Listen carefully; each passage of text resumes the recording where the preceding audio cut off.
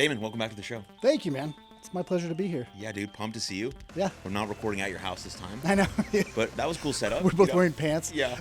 Not shorts, sitting on the we couch. got a little bit better setup, deeper in my podcasting journey. So that's good. We can see the progress over time, which is nice. But yeah, pumped to talk to you again. So first, most important question. How are you doing? Like, actually, man, really, how are you doing? When we scheduled this, I went back to listening to the podcast. I always download it.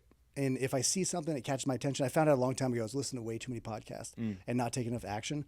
I was like, it really is such a good question. And I feel like, it's just such a good question, but, I'm good. I'm in this, time in my life right now where my kids are 9, 7, and 4. And so they're not really babies anymore. Like, I feel the pressure of them growing up. Mm-hmm. Like, I feel that, like, when you look at, we have our business. We've had our business for 15 years this year. In 15 years, my 4-year-old will be 19 years old, right? My 9-year-old is going to be 24 years old. Is that right? That's right. Sounds good. Jeez, man. I'll go with it. Yeah. And so it's just this time where with them, I remember when we started the company. I remember the office building. I remember the events that I used to do. I remember the products. Like, I remember so much over the last 15 years. Whereas, I was 27 when we started the business. I didn't really remember the last 15 years that well. Like, I wouldn't say like I remember what it was like when I was 14 or 17 or whatever the math is there. But, I didn't really remember my teenage years. And so I think I'm in this place where, like, as a parent, I feel the pressure of making sure I'm there with my daughters, making sure I'm there with them, making like that they're going to be gone. They're going to go start their own lives. Like, God willing, they go start their own family and have their own life. And then feel that pressure. And then my parents are at the age where they're not, you kind of feel the pressure of like eventually they're going to start slowing down, right? Eventually I'm going to be the oldest in the family. Like, eventually we're going to be there. And then with the business is going well, but it's like my wife and I are both employed by the same business. And so we have to make sure that's popping, it's growing, it's great. Like, we're having a great time doing it. And then my marriage, I always want to have that marriage is a priority. So I think it's in this time in my life right now, it's super busy. It's a lot of stress, but I would say, I've really focused on my priorities. And when I focus on my priorities, I get the joy out of that. And that leads to me being good. Hello, my friend. Before we jump straight into the episode, I would love to share the sponsors of this podcast. And the sponsors of this podcast are all the businesses that I've created that are really part of the ecosystem that run this whole thing. And at the top of that list is Patreon. Patreon is the home of our exclusive community where we do bonus episodes, live streams, Q&As, and merch discounts, and so much more. Patreon is the #1 way to support this podcast and to support my mental health nonprofit called You Are Loved. Next, we have my clothing brand called Shop for Everybody. Every hat and every t-shirt you see me wear on every single episode of this podcast is from Shop for Everybody. It's the home of For the Dads, For the Moms, all Something for Everybody merch, and it's the home of all You Are Loved merch. So that's shopforeverybody.com. And the last thing is my sports performance brand called Champions Adjust. Again, if you see anything Champions Adjust related, it's all found at champsadjust.com. It also has its own podcast. We also do a sports show through Champions Adjust. And if you're looking for any mindset or mental skills classes, they can all be found at champsadjust.com. And so if you want to stay up to date on everything that we're doing here with all of the businesses that I'm involved in, please go to aaronmashbitz.com and sign up for our weekly newsletter. Thank you. Now, on to the episode, completely uninterrupted and ad-free. Here we go. Brilliant. So I have a question. Self-indulgent question that I'm kind of struggling with right now as a brand new dad. Yeah. I'm sure you felt it, and I want to know how you sort of navigated it now that you're like a sort of a seasoned father. Yeah. So my son is born. At the time of this recording, he's almost 5 months old. Yeah. And I have this sense of like, I want to work as hard as humanly possible to provide the best life possible for him. Yeah. And it's not that I was not working hard before that. Like, it's just, that's part of who I am as a person. Yeah. But I felt like I could work harder. Right. Instead of 13 hours, it was 15 hours, whatever the number is. Yeah. But then at the same time, I'm like, but I also want to spend as much time as humanly possible with him. Yeah. How do I make these two things work? How do I? And so you mentioned the word priorities. So now I'm thinking like, okay, what's my most highest ROI activity that I can do that also gives me enough time and space to see him when he's there and hang out with him and like build a life as such that when he's like 2, 3, 4, 5, 6, 7, that I can pick him up from school and go to the baseball and play with him in the backyard and all these types of things.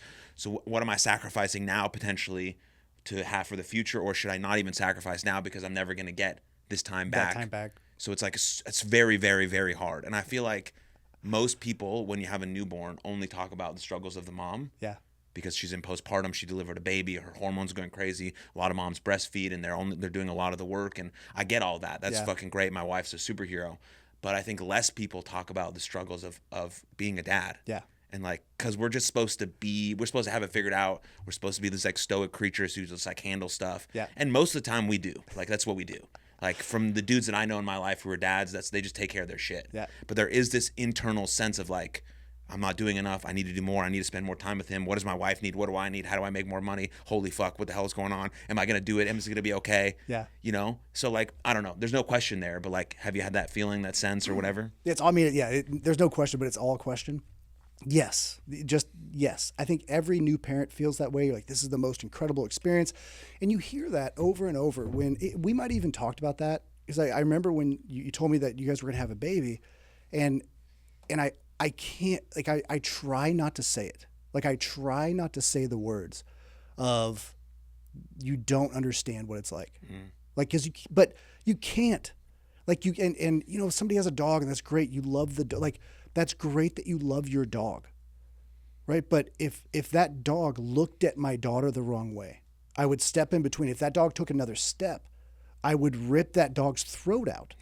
Right? Because and you would get over it. And if that dog ever did anything to my kid, if I saw a scar on her face, I would never get over it. Right? And I'm probably jumping too far down that example, but there's nothing like having a kid. And so it puts all this, it's all this joy and emotion, and it's almost like you graduate to being an adult. Like, it's almost like you graduate to like what your life's purpose is, because before it was whatever you determined your life to be, that's what it was. And I feel like once you have a kid, you're like, oh, like, my parents were just people, right? Oh, and doing the best that they could at the time with whatever they were going through. Like, now this money that I'm making, like, I need it for the future to create a better life. And so I think the biggest thing that a new parent could do, a new dad, not even parent, a dad, right? It's one thing I love about your podcast is you do really intentionally shed light on the male experience, or like being a man. Because I think with your background in so many different things, working with kids, working with young men, and really helping on the emotional, the mental health, emotional health, and recognizing that, like, a part of it, I think, is just acknowledging it's super hard. Like, it's being a parent, being a mom is super hard. Being a dad is super hard. But I think also recognizing your role, and I think that's something that's been lost over the last few years, and call it maybe 5-10 years, is like recognizing that literally every single person has their role. Everybody has their strengths, everybody has their weaknesses, and acknowledging that is really, I think it's one of the first steps in becoming who you were meant to be, or the best version of yourself, because you can't be good at everything. And then also talking to your wife about it and be like, hey, this is where I struggled. This is where I'm struggling. This is where I feel like I'm falling short. I think a couple things could happen. Well, let me back up. Before you do that, I think you have to take some introspection. You actually have to take some time to put the phone down, get off social media, get off whatever gaming system you're on. Go for a walk, get into nature, sit by yourself, and really think about what you want out of life, what you want your life to look like. When you're 80 years old and you look back at yourself and you're 25, 30, 35, whatever age you're looking at this, what would you have wanted your life to reflect, right? Because that's who you are. But society will dictate to us who we should be. Society will tell us who we should be, what our priorities should be, what we should be focused on. And I think that it takes, if you're not doing it, somebody else will, right? I think that's probably the bigger thing in the trap that we fall into. So if you're a new dad, if you're a dad that's just struggling and you never taking the time to decide what you want your life to look like, what's important to you, because I think that's what helps you get your priorities in order, of literally putting your priorities in order of what do I want my life to look like? What truly brings me joy? And I'm the same as you, man. I think like I had somebody tell me when I first had my kid, for the first 18 months, they're a blob. That's a blob that you're just keeping alive. And the way he said it is like, that's mom's job. Like if you leave for 18 months and come back, you're still dad, right? If mom leaves, that baby might not make it. And so mom has this role, but after that, they start rolling around, they start smiling, like you really, really start feeling a huge connection with that kid. And so, then after that, your role becomes more important and more important and more important and more important and more important, where I feel like you really start parenting to what a father can bring to the situation besides just support and financial support, whatever it is, because you're really supporting your wife through that time. But I think taking the time just to think what's important to you and what that looks like, because once you have it in order, you can get a lot of work done in 8 hours, right? You can get a lot of work done in 5 hours. I mean, you as an entrepreneur and somebody who works from home, you've probably, I don't know if you've seen the studies. It's like, if you work from home and you work if you work in an office, that's what it is. If you work in an office, like you're actually getting like 90 to 120 minutes done a day in a 8 to 9 hour workday. Yeah. Like that's how much actual work you're doing. When you work from home and you have your priorities, like if you have your KPIs, your high payoff activities, if you have it, man, you could knock out what would be the equivalent of a corporate job. Like you could knock that out in 3 hours a day and be very effective. And so when you're an entrepreneur and you're doing all these things, I think you can look at it and say, this is what I'm going to do. This is how I'm going to spend my time. But it's also, how do you want to spend your time? If you are working from home and you have a little baby in there, like going and taking a break every 90 minutes, pick up the kid, laugh, play, like you get the feel of why you're doing it. And I think that's, if you don't know what brings you joy, then you don't experience joy or pursue that joy. And not fun. I'm not talking about like what is fun. I'm talking about like true joy, like what gives your life meaning to when you pick up your 5-month-old. Like I wish I could go back and pick up my kid when they're 5 months old and like hold them, and just be like this is so incredible what's about to happen. But I can't. But now I can also take that and apply it. And so I think that's another thing is, it doesn't matter what age you're at. If you've never thought about what your priorities are, what your joy, like what truly brings you joy and how you want to spend your time, what you want your life to look like, it's worth taking 30 minutes and just sitting down and being like, why am I doing this? What am I doing this for? What's the point? And then make changes if you want to make changes. But if you don't want to make changes, then just keep doing what you're doing. I think that's where, when I talk about priorities a lot, it's just I think especially with the new year, I was talking about a lot, November, December, January, but that's always been, that's not always, that's become a bigger thing for me, is literally you're doing something with every second of every day. If you're not deciding what you're doing and choosing how you're spending your life, somebody else is doing it.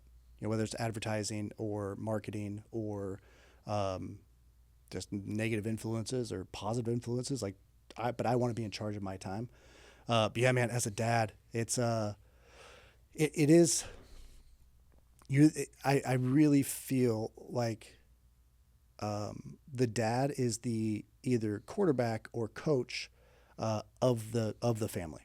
Like I feel like you have to have a vision for your family. Like I have a vision for what I want my family to look like.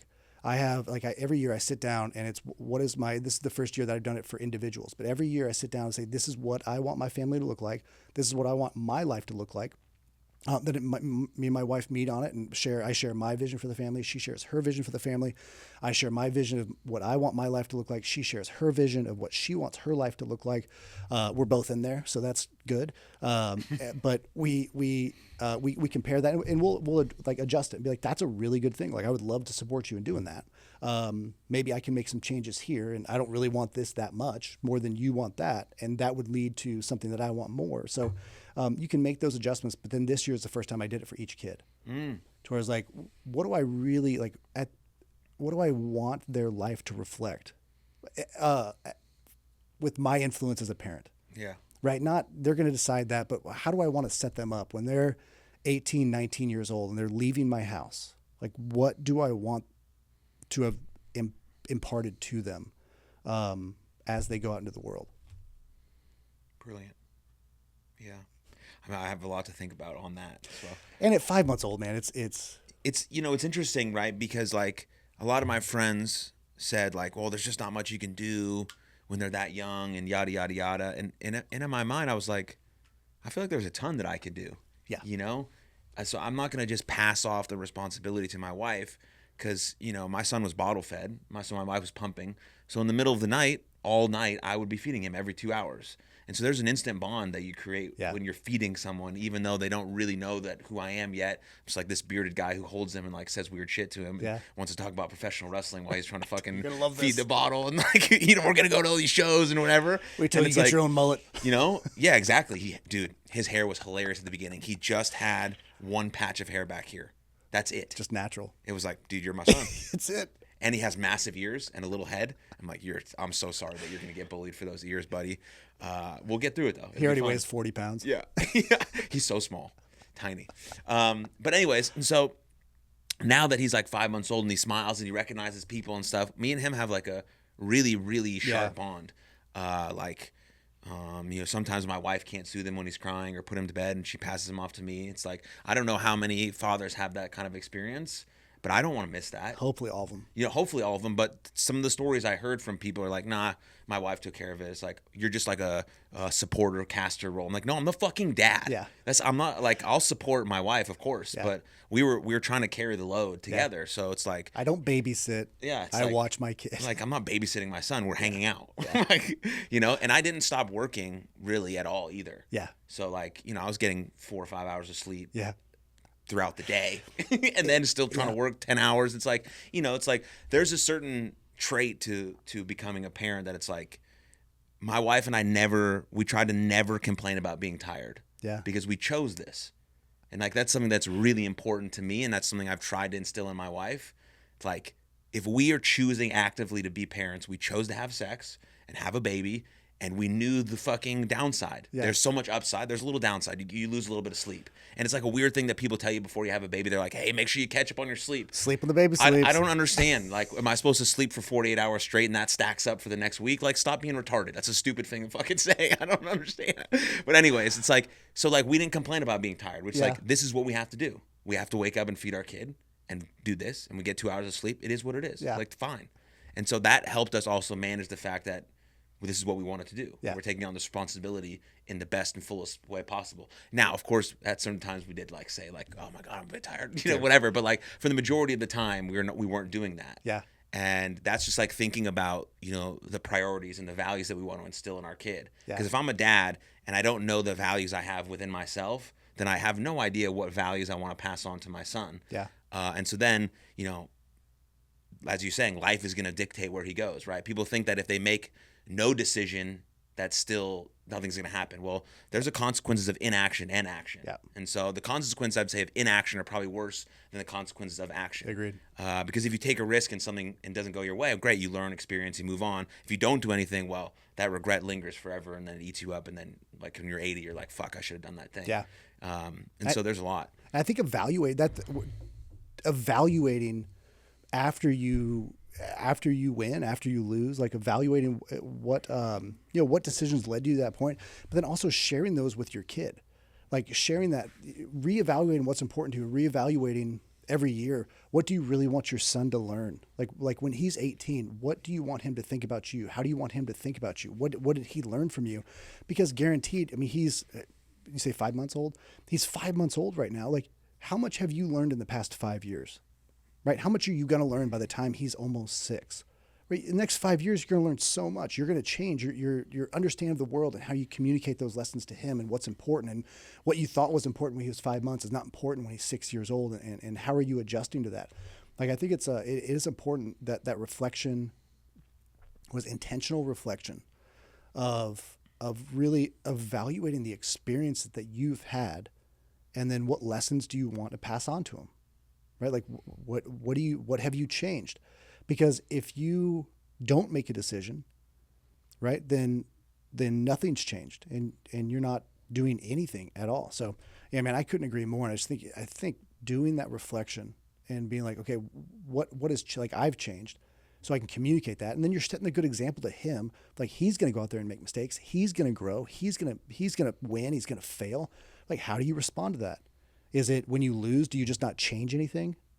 Or when you learn something, do you choose just to ignore it and not change anything? Yeah, man, and I love looking back when we had our first kid. I love looking back at what happened to me and my wife's relationship. It really felt like and we went through 2 premarital counseling courses. Like halfway through the second one, we were like, we're probably good. Like this is, we talked about finances. We talked about things. We wanted that wisdom. I talked to my dad about marriage. I talked to the pastor about marriage. I talked to my father-in-law who's divorced. I talked to him about marriage, about, how do I avoid that?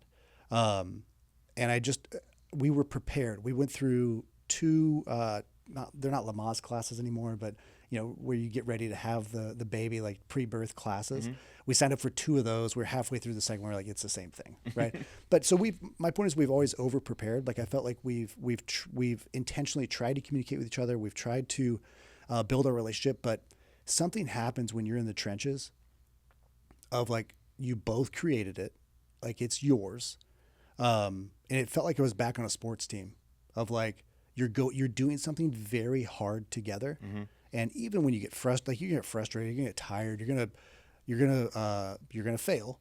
But then do you grow from that? Like when she was up all night with the kid, when we had our second kid and our third kid, it's like she would be up all night with that kid sometimes because I had to wake up and take him to school. I had to wake up and watch 2 other kids.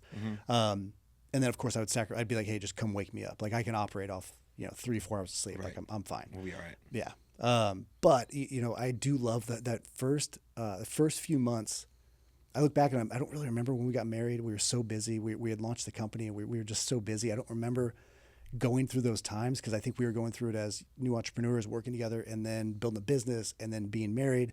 So it was a lot at one time, but I remember those first few months of having the first kid, and you're like, this is awesome. Like this is so hard and so important, and we're both in this together. It's a really, really cool thing that happens. Yeah. Yeah, there's a couple things that I keep in the back of my mind now as like a dad when my son grows up that I think are wickedly important for me. Like I want to create such a good relationship with my son that the first time he's out and shit hits the fan, something goes wrong, he's drinking too much, cops get called, whatever, like he's just in a certain situation that all young boys get into, that he feels super comfortable calling me at 2 a.m. I don't know why he's out at 2 a.m, but he just is, right? Whatever. Because he's a dude. Yeah. And he's doing dude shit with his dudes. Yeah. Great. Because he's under the age of 25. He calls me and he has, Dad, I need you. Yeah. Cool, man. I'm gonna get him. I'm gonna bring him home safe. Yeah. Wake up in the morning, we're gonna have a conversation about Yeah. it. But I want him to feel so comfortable with me that he knows there's gonna be repercussions for his actions. Sure. Of course he does. But he knows I'm not gonna not love him. He knows that I'm probably not going to scream at him. I might raise my voice a little bit. We'll see how it goes. Yeah. But he knows that none of that means that I don't love him anymore because he knows that I've created a relationship with him that he can call me at 2 a.m. Yeah. and be like, dude, fuck, I'm fucked. Yeah. Can you go get me? It's so funny. That's all I think about Yeah. in terms of like, how can I get that? Yeah. How can I build our emotional bank account so much that when he's like 1 and 2 and 3 and 4 and we playing baseball and we're doing this and we're going to wrestling shows and like things happen and I mess up and I apologize to him and he responds well and like we build this whole thing that when something really catastrophic goes wrong, like not really life all threatening, potentially like going to prison could be bad or whatever the case may be, but like he's like, I can call my dad. Yeah, up until that. I mean, and all his other boys are like up and through that point, right? And his other friends are maybe not comfortable, and I picked them up too, and like all them are like, yeah, my dad would have murdered me. go call Amok. Well, Asher might get murdered too, but just not right in front of you guys. But like that's what I think about, and then I want to instill the value of like you leave things better than you found it. Yeah, like those 2 things are like really paramount for me, and I think that encompasses a lot of things that I have learned in my life. And he'll go through his own experiences. He'll get us heartbroken for the first time, and he'll have sex for the first time, and have his first drink, and these things will change him, and his first love of his life will change him, and like, I don't know, all these stuff, but like that's like super important to me. Yeah, I agree, man. It's so funny that you go there with him, because I tell my daughters all the time when when they're lying to me and I catch them lying, I'm like, hey, listen, you can lie to anybody else. Like, don't lie to me. Like, I will do my best. I promise I'll do my best not to yell at you. I'll do my best not to really make you feel bad. There'll be consequences to any negative choice you make. Like, that's just life. I can't send you out without you understanding consequences, but like, I won't lose my mind. And I try to just instill in that now, like even at 4 years old, when I'm tired, and my 4-year-old is just, I mean, she's a character, man, and just can needle me so bad. And I'm like, just calm down, man. Like, because I'm proving to her now that she can trust me later. With there's something funny that happened. She literally just today, she was at school, and the teacher wrote a note home. She spit in this kid's face. Okay. Without naming names, this kid's dad was a very famous Cowboys quarterback. Oh. And I'm like, why? Like, we're not going to win this one. You're like, this goes to the counselor. Like, we're not going to win this one, man. But I pulled her aside. I was like, hey, did you spit in this kid's face? She goes, yeah. Oh. I go, why? She goes, he spit in my face. I was like, okay. And again, man, she's a character. And so I have to ask more questions. My first one says, this is what happened. I'm like, you got it. Like, perfect. The second one will run in and tell me before I can even ask a question. The third one is just...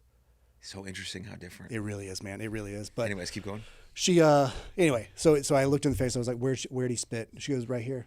I go, where'd you spit? She goes, right back. And I was like, okay. Like, why'd you spit? She was like, because he spit at me. I was like, but he spit at you, or he hit you? She's like, he spit at me. I was like, all right. I was like, Haven, I'm going to send your teacher a message. Right. And I usually try not to do this because I'm telling her I don't believe her. I'm like, I'm going to send your teacher a message. Is she going to say the same thing? She was like, yeah, he spit on me first. I was like, perfect. I was like, Haven, if anybody ever spits in your face, you can spit back. If anybody ever hits you, you can hit back. But that's it. And so we'll see, man. But I want them to know, this is how I got in the story. Sorry. I tell them all the time, like, don't lie to me. You can lie to anybody. Don't lie to your mom. Don't lie to me. You can tell us what happened. Like, I've done far worse, but I might be the only person that you can ever trust. And they're like, well, what about the cops? I was like, I'll talk to the cops for you. Like, what about, and they go through all these things like firefighters and everything. I'm like, I'll talk to them for you. Just tell me what's happened, because we might have to fight something as a family, and I will always support you. Like, I will always be the number one in your corner. And so I just wanted to know that. Like, hopefully it never comes to that, man, like sure. That level. But I just want them the same thing. Like, I want them to know that Daddy will always be there, and always be there to protect you. Like, and you not always there physically, but I'll always be the number one person you can call. Tell me what's going on. I won't lose my mind. There'll be consequences for sure, but those consequences will help you grow in the future, instead of having some traumatic event to where you maybe go down a bad path and make the same mistake over and over and over again. Yeah. What a journey. Yeah, man. I mean, Dr. Jordan Peterson was right. He said you don't really become a man, and you don't really know responsibility until you become a father. Yeah. That's true. Yeah. Because you're a business owner before you were a dad. Yeah. Right? You feel like you have responsibility before that. For sure. Because you have to manage people and things of that nature. I had time. I had responsibility. I had energy. It's just totally different. Yeah. Trying to do both at the same time.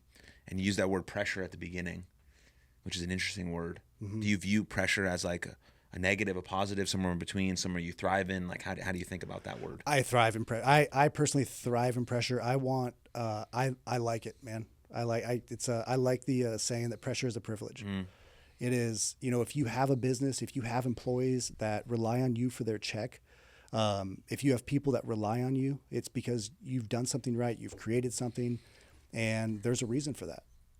There's you have kids. Like, pressure is that privilege. And I think it goes back to having the mindset of gratitude. Be grateful for what you have and where you're at. Like, I try to be grateful anytime I find myself going negative, I really want to reframe it into something that's grateful, not positive, right? Like I'm not Pollyanna with my glasses on all the time, but like there's generally something in my life that I can be grateful for, and just switch it around. Yeah. Yeah, a lot of the athletes that I talk to don't realize how powerful grateful can be in the sense of sports. Mm-hmm.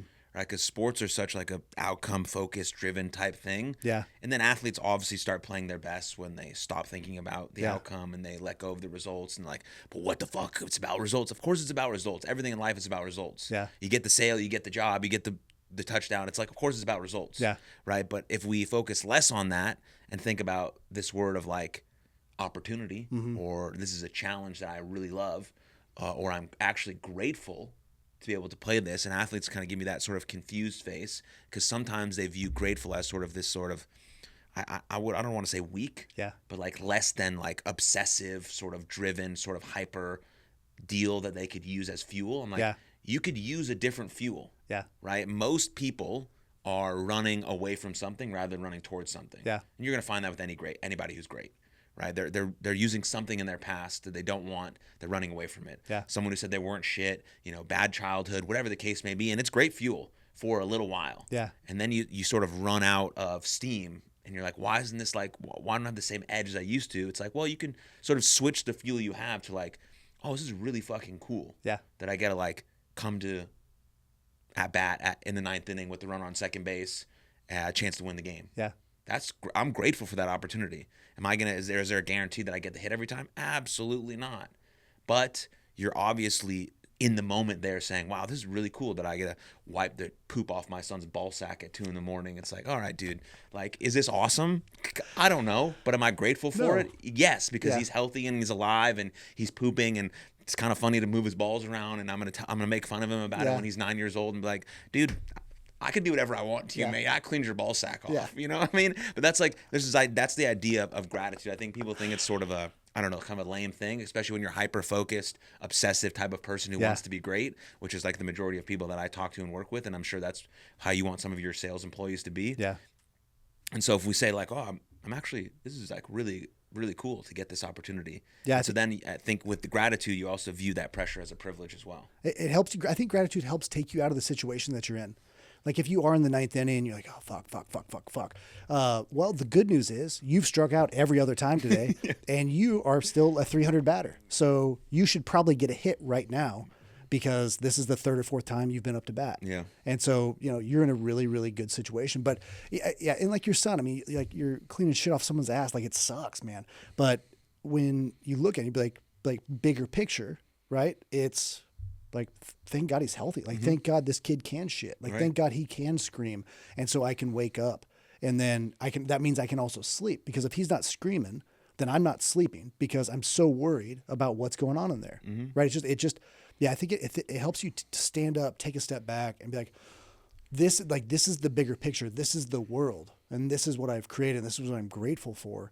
Rather than be so caught up in the moment that you lose focus on what that bigger picture is. Yeah. Yeah. It's beautiful. I heard, we talked about priorities a little bit. I saw a recent video from you and you said the foundation of your priorities is faith. Yeah. What does that mean? I heard this pastor give a sermon a while, and this is, at this point, it's probably 10 years ago, but I was listening to this sermon and he was just talking about priorities. And I think I identified with it when I was growing up. I had a few coaches tell me my priorities were out of order. Rather that I had this one coach, and he was an Olympic level coach. And like I moved away for the summer to go train with him. And he goes, girls and party boy won't make it. And he was like, your priorities are out of order. And I was like, I don't know what you're talking about, man. Like I'm fastest in the state. Like I'm going places. Just to remind people you were a swimmer. Yes. Sorry. Yeah. I was a swimmer. I was a really, really good high school swimmer. Our last episode was like 300 episodes. Yeah. It's incredible, man. Yeah. That's incredible. But yeah, I was a swimmer growing up and I was a really, really good high school swimmer.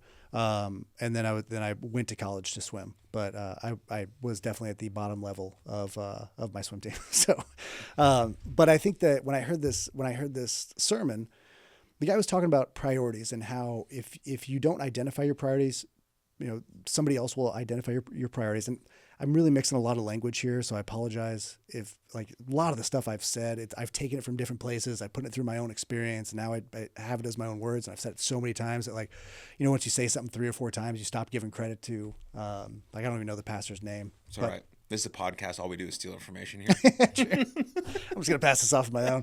Just do the clips where it's me saying it. But yeah, I think it's the putting how are you going to spend your time? What influences your life? What do you want your life to look like? And that determines your priorities, right? And for me, it was from the very beginning, it was like, I have this big bucket of time and it's going to go through these funnels of my priority.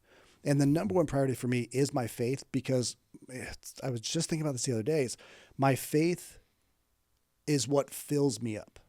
My faith is what helps me focus on my own vision for my future. And by faith, you mean like your relationship with God? With Jesus, yeah. Okay. With relationship with God. And I think I work with people of all different types of faith and no faith. And so I just think it's important to have something that is bigger than yourself, that you believe in, that you can work towards, without getting up on a soapbox and preaching at people. Like you have to have something bigger than your emotions that doesn't change, right? Like that's when my wife and I were getting married. We were like, okay, what do we believe in? We both believe in Jesus. We want our marriage based on Jesus. We go back to the Bible. Like if something goes wrong, what do we do? Where do we go? Do we go to the way we're feeling in the moment, how tired we are, if we've eaten or not, what we had to drink or didn't have to drink, right? Are we operating off feeling, or are we operating off something that's so much bigger, that's something we can go back to and say at the very beginning, we both agree on this.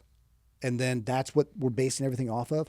And so I think for me, for my faith, I want to plug into that, because I think man, when you go back when we were talking about being just a man too, it's going someplace like, when I pray, I feel like God knows exactly what's going on the inside, right? Like I'm not holding something from him and being like, we'll hide that there from God, right? If I believe what I believe, then I believe he knows everything, right? I believe that he knows the darkest inner desires of my heart. And so I can bring those to him, and then I can be honest, right? And be like, hey, lay this out. This is what I'm dealing with. This is where I need help. But also, just having that there to serve me, because then I put my health next. And so my mental health, my spiritual health, my physical health, I put that next, because then I'm there to serve. My faith is there essentially to fill me up, and I'm there to fill my wife up. I'm there to fill my kids up. I'm there to fill my business up. I'm there to fill my family up and my friends. And those are my priorities in that order, because that's who I want to serve in that order. But yeah, I think for me, my faith is, the older I get, the more I'm constantly trying to just pursue that relationship. It's your foundation. Yeah.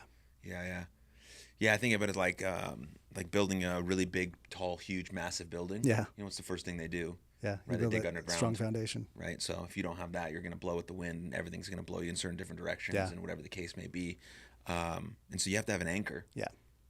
Something that holds you when life gets very, very, very, very unsturdy. Yeah. Someone dies, or someone gets cancer, or you lose your job, or whatever the case may be. Something catastrophic that's almost inevitable. Yeah.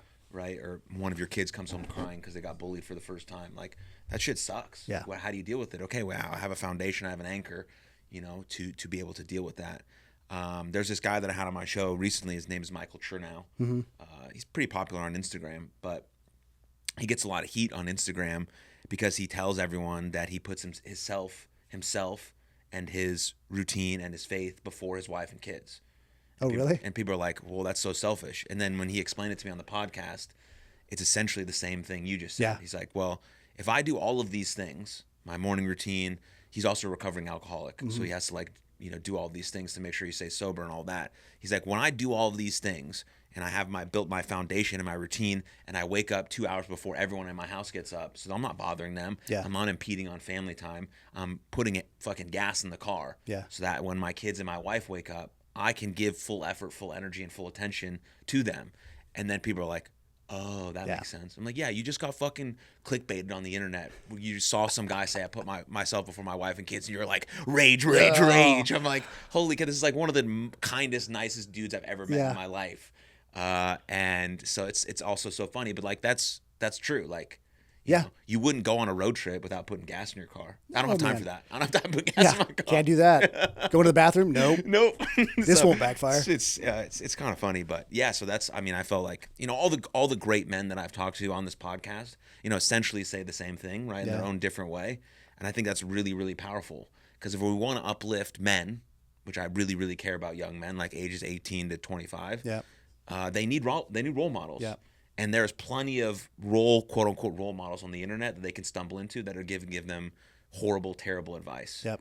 But if they stumble upon real men who are doing real shit, like being fathers and responsible, and also building businesses and working out and taking care of themselves, and their wife is hot and like they drive a cool car too, because, you know, kids need to see that stuff, right? Like the vanity stuff is kind of important. That's why Andrew Tate is so popular, because he has all the vanity stuff, but he has none of the real stuff that makes actually life worth living, like having kids and a wife. But I have a big house and a big car, and I have a job and all these types of things, and I can travel anywhere I want, but like also have the love of my kids and the love of my wife, and she's fucking hot, and my son is going to get made fun of because his mom's hot at his games. That's all I fucking want. That's all I want. Yeah. God, dude, Asher, is your mom coming to the game today, bro? With my dad. Yeah, my dad's right there. Yeah. Thought he was the bouncer. But. Yeah, I agree, man. And I think, you know, kind of tying that back to what we talked about at the very beginning, taking time to just know yourself. Like, I know myself. If I don't work out in the morning, I've tried working out at night. I've tried working out at different times. If I don't burn off energy in the morning, like, I'm more reactive to my kids. I'm more reactive to my wife. It really, I have to get this level. And I don't know if it's from growing up swimming. Like, I was doing 5 a.m. practice from age 10 every day on, 5 days a week, not every day. But if I don't burn off energy, it's hard for me to focus. It's hard for me to be the person that I want to be. But you have to know who you are. Like, take the time and just be honest with yourself. Like, it can be very destructive for me if I don't burn off energy and do something with it. Yeah, I'm the same way. I need to, or else I just get too amped up. Yeah. You know? Excuse me. And that's important, right? I know that about me. My wife knows that about me. Yeah. And so we both give ourselves the time to go to the gym. Yeah. And I think that, and communicate it. Like, I go really early just because I want to be there when my kids are getting ready. I don't always want to be there, but like, I want them to remember that I was there. Right? Like, oftentimes if I have something big going on at work, if I didn't get enough sleep, like, I'd rather be sleeping, but or I'd rather go to the gym at 7:00 instead of walking in and waking everybody up at 7:00. You know, I'd rather do that, but you know, I'd rather do it in the moment. But when I look at my priorities, I want my kids to remember that I was there. Yeah. Like, it's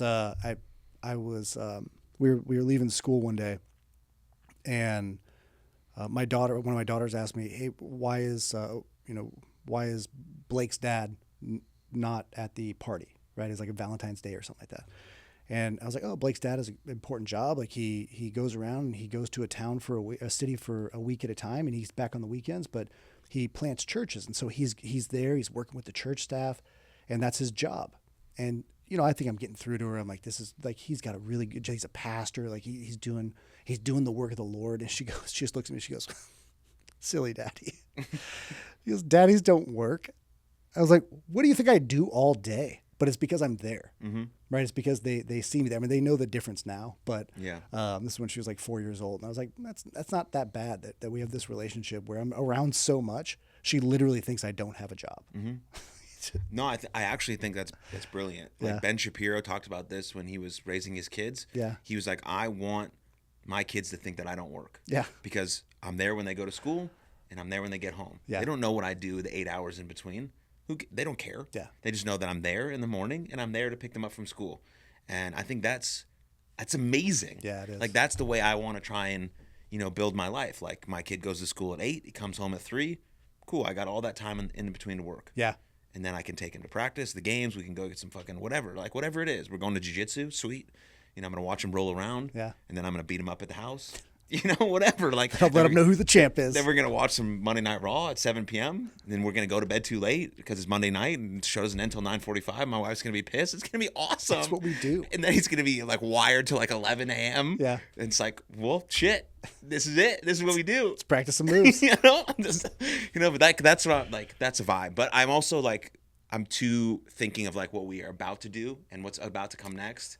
I'm too much doing that instead of being like, the dude just ate real food for the first time ever. Like, let's appreciate that. Yeah. So I'm catching myself in those moments kind of too often. Yeah. Because like, I'm a guy and I want to have another dude to just do dude shit with. And this dude's going to be my best friend eventually at some point, right? Yeah. I'm going to be his father first, probably. Always. But like, I need to do less of that, I think. That was my whole thing for this year.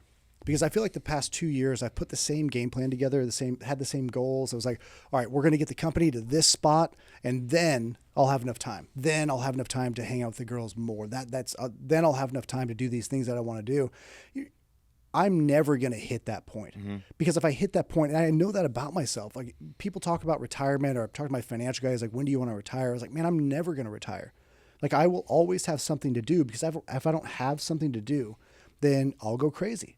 Like I'll watch too much TV, I'll drink too much, I'll eat the wrong things, and I'll be miserable. So I have to have something to do. But I know that about myself, but it's been so funny the last few years where I'm like, okay, like hit it hard this year. And it's like, we come up with we don't have our annual motto yet, but we'll come up with like a saying for the year. And like the last 2 years, it was like go hard, and it was like never quit, like stuff like that. Where it's just, that's no way to live your life in totality, right? Holistically, that's no way to live your life. That's okay if you're going to jiu-jitsu and you say, my word for jiu-jitsu this year is go hard, right? Or for cold calls or prospecting, like this one area of this one thing that I do, go hard.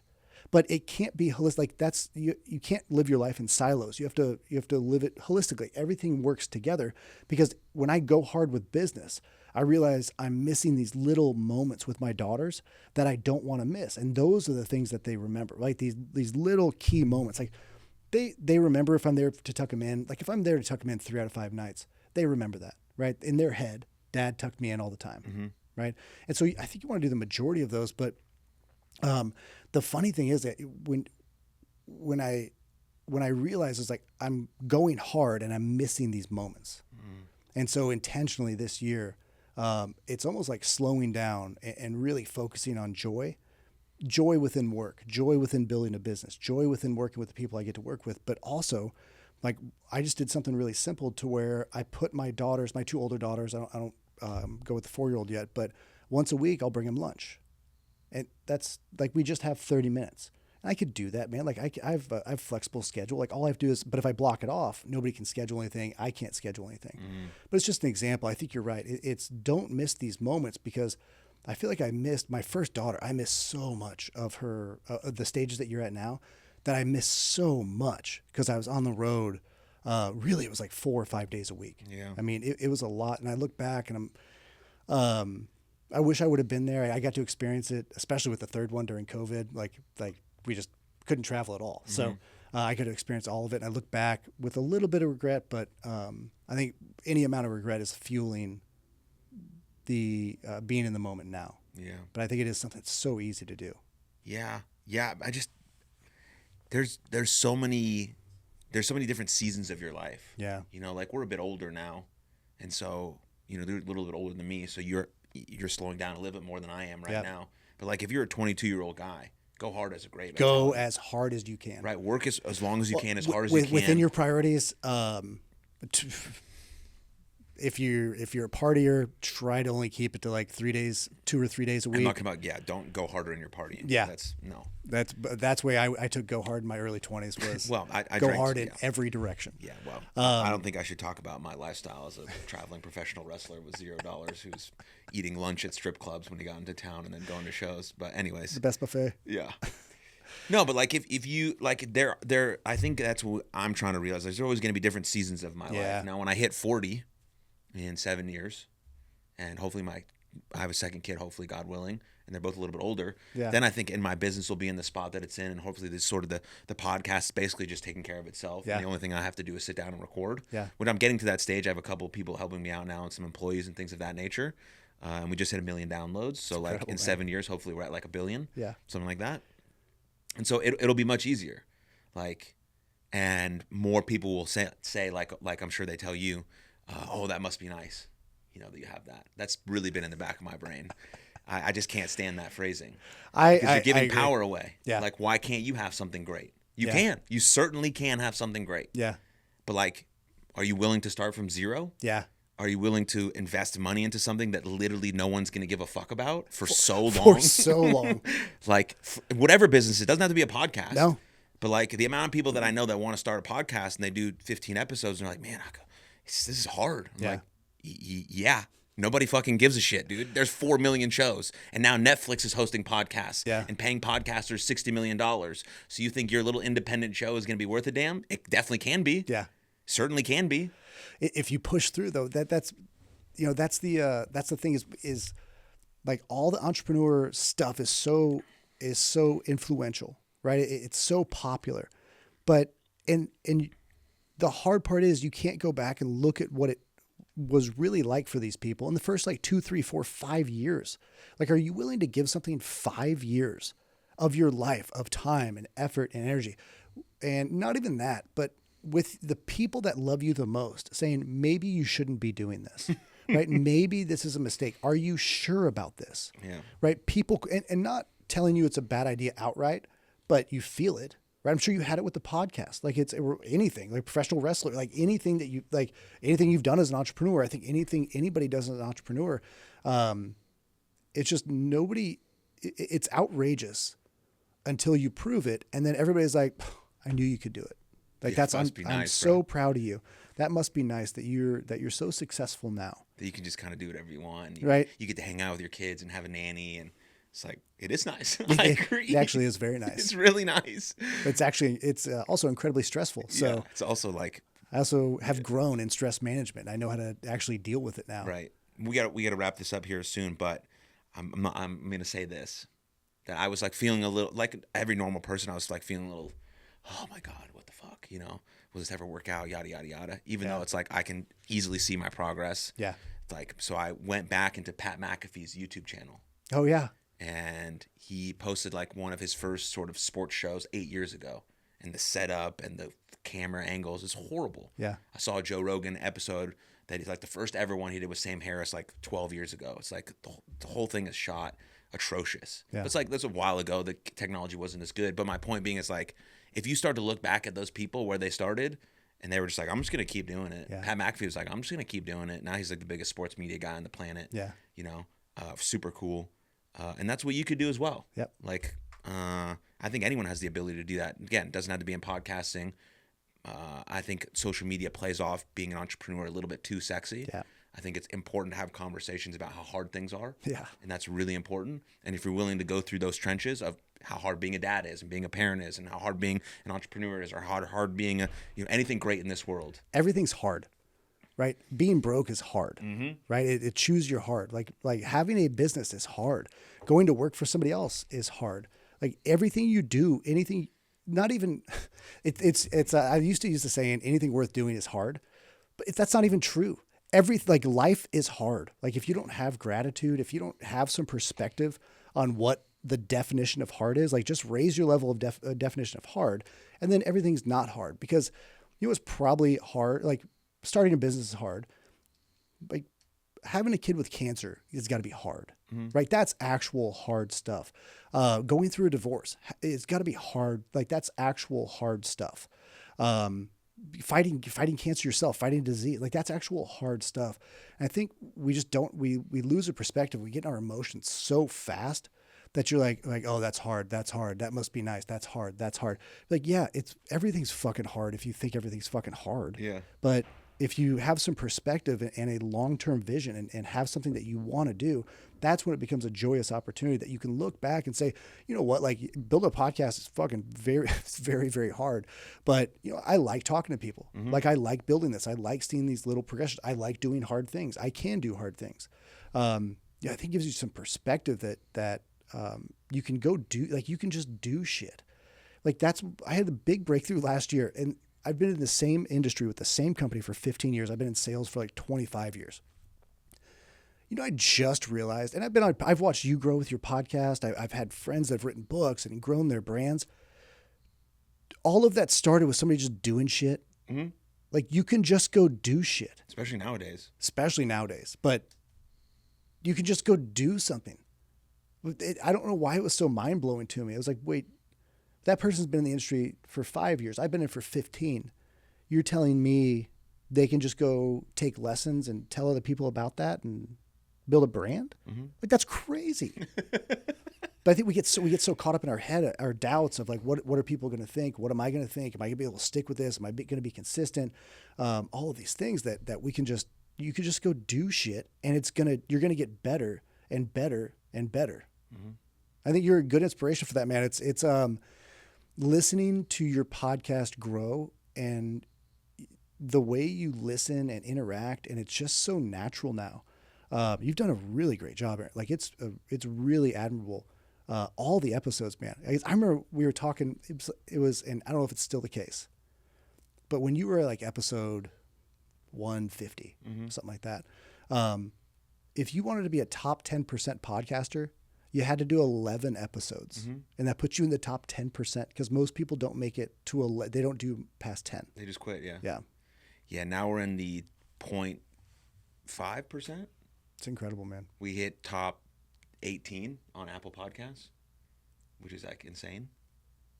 So. Do you pull off your baseball experience with failure? Like, I think baseball is one of the best sports to be like, to deal with failure. Dude, everything I've done has been the same. I said, I'm going to do this as long as I can because something good is going to happen, whatever. And everything I do, I'm just lucky and blessed enough to be able to say, like, every passion I have, I've pursued. Yeah. So I'm blessed in that way. Baseball, wrestling, podcasting. I think everyone has the opportunity to do that, but I can't go on a separate tangent now. My bad, yeah. But anyways, good? If you want to keep going, you're good. Oh, fine, let's rock and roll. Joe says we can rock and roll. Let's go. Great. All right. Thanks, Joe. Well, then, yeah, like, off that, like, yeah, 100%. That's why I think, like, young men participating in sports is so important. Yeah. You and I were really high-level athletes. Did we make a single dollar from playing sports? No. Would we have now? I could have signed a professional baseball contract, but it would have been like for $4. Oh, yeah, no, I couldn't have. I said, okay, I'll go do professional wrestling instead, and I'll make $0. Yeah. But, like, what it taught me as a human being is absolutely invaluable. Mm-hmm. But, again, just like most things in life, youth sports have been taken over by $1 billion industry because they can monetize the parents and the rankings and all these types of things. So now youth sports are for no one. They're only for the privileged person who can afford a $3,000 team, which I know because I coach and I ask parents for $3,000 to play on my team.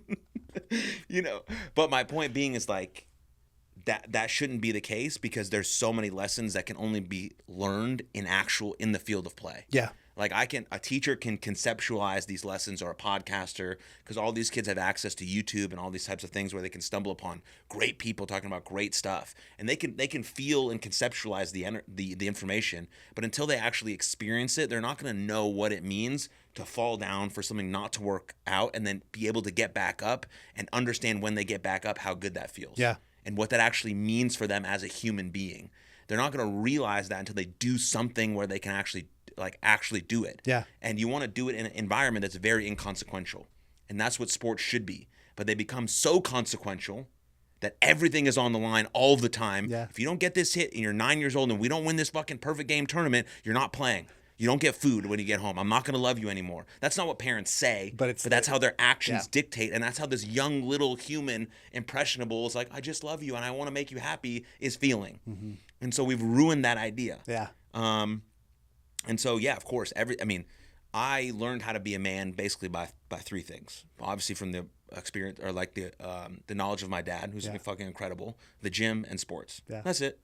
Nothing else. It's not that complicated.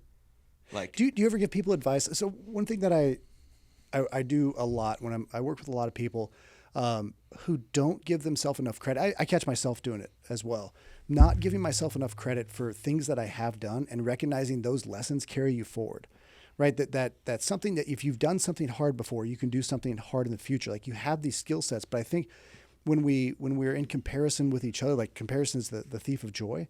Is there something you tell men specifically, like take some time to like recognize things that you've done? Like if you were a part of baseball and you rode the bench, like doesn't that also speak to consistency? Doesn't that speak to showing up? Like if you showed up to ride the bench, you can show up to a job. Mm-hmm. Like if you went and practiced every day and worked hard for a vision that you'll someday start, and that never happened, right? That never happens. But doesn't that mean that you can go and apply that to someplace else and work very hard with the vision of getting to where you want to go? Like you have the gift of vision, you have the gift of consistency. Mm-hmm.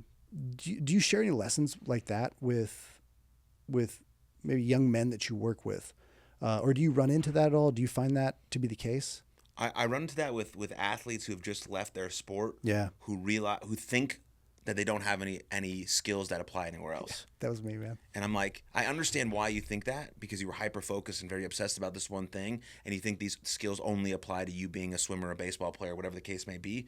And I'm like, but yeah, you just have to break it down with them dude, it takes them half a second to realize, oh, yeah, okay. Oh.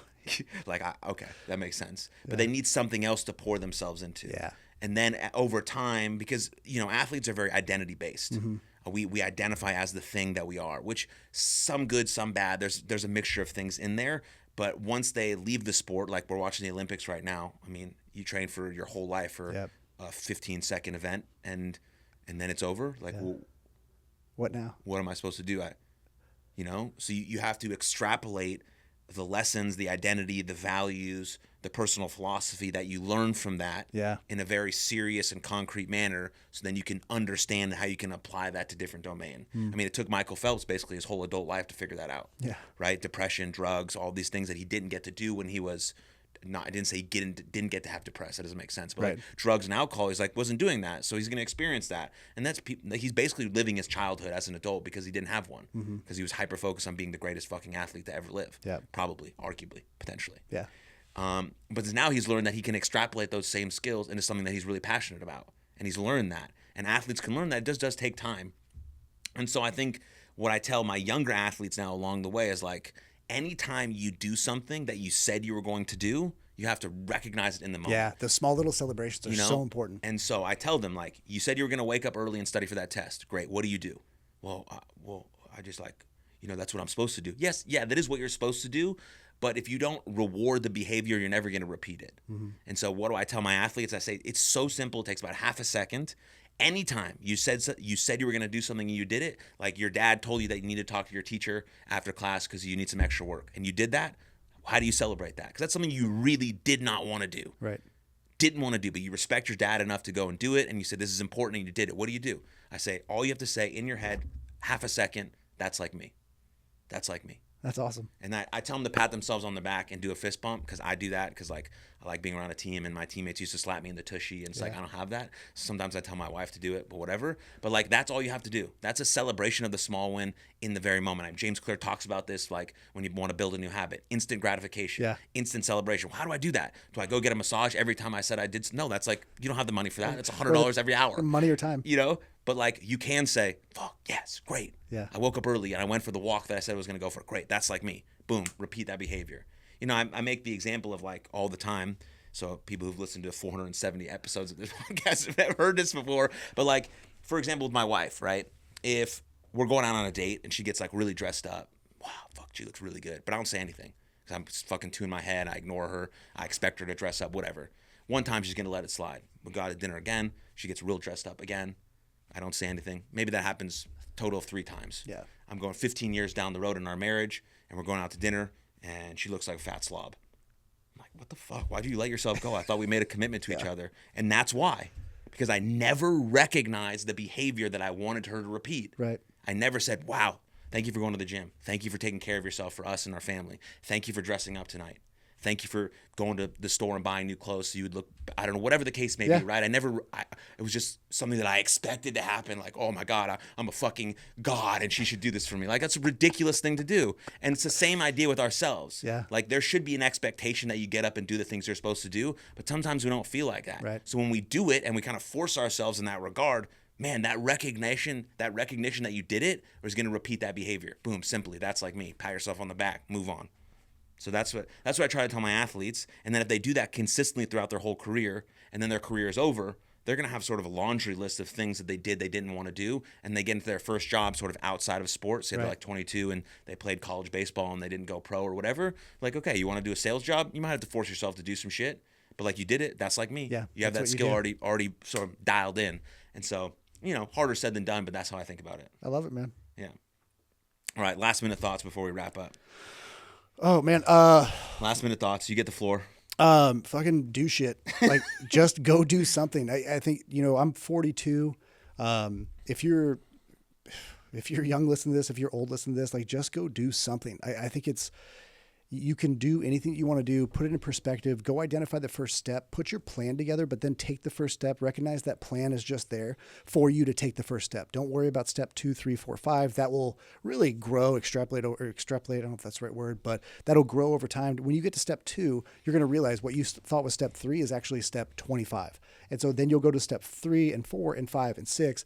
But just go do something if it's on your heart to grow, but then do that within your priorities. Like really just take the time to think about who you want to be. What is like you, like to tie it together, like what is like you, what is the kind of person that you want to be, and then act on it. Like just move forward, and you're going to fail and you're going to suck, but just keep going, because that's where you're going to experience not success. Like we're not talking about that. I'm talking about joy. Like what actually brings you joy? What's the joy you can find in your life? Brilliant. Thank you, man. Thanks, man. I appreciate you very much. Thank you guys for listening. Okay, share with a friend. Cheers. Bye. Love you.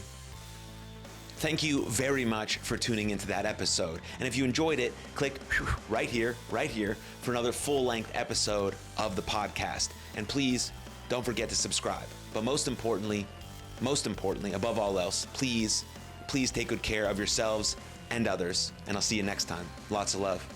Cheers.